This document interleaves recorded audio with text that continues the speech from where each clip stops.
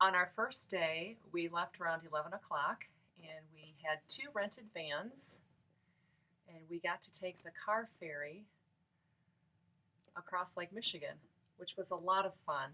Up on deck, it was very windy. We were having some fun playing around with the wind. Brenna, her dad was able to arrange a private tour with the captain of the ship. And then we ended our night at the hotel enjoying the pool.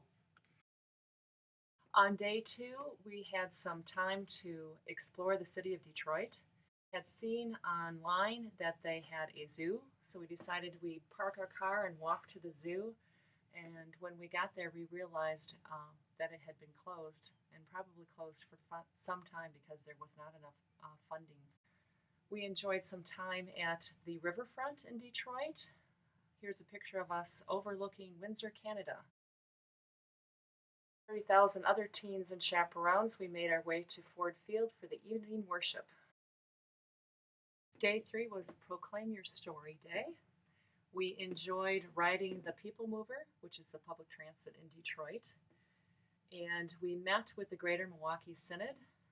We learned how our story is part of God's story and that we need to proclaim it and share it with others. We had a chance to hear a message from our Bishop Jeff and worship together. And then we went to Ford Field for our evening worship.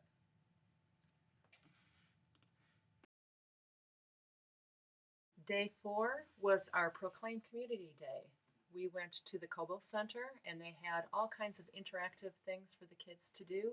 The kids got a chance to paint boards that they would use later in the week to board up broken windows in some of the abandoned buildings so that they would look a little bit more decorative.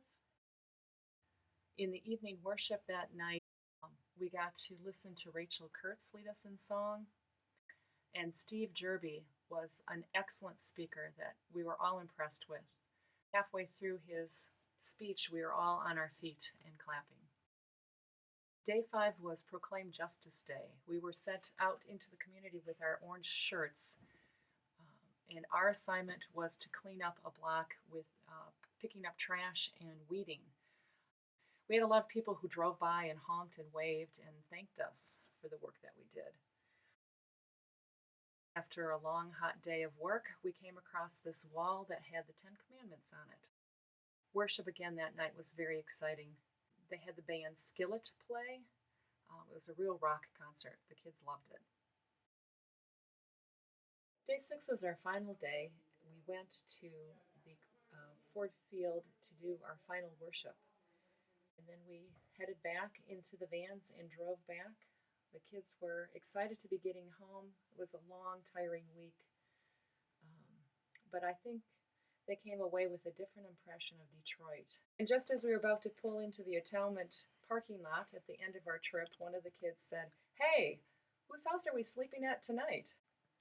We want to thank everybody who supported us financially and with prayer. It was really an incredible week. I think it was life-changing for everybody who went. So thank you so much.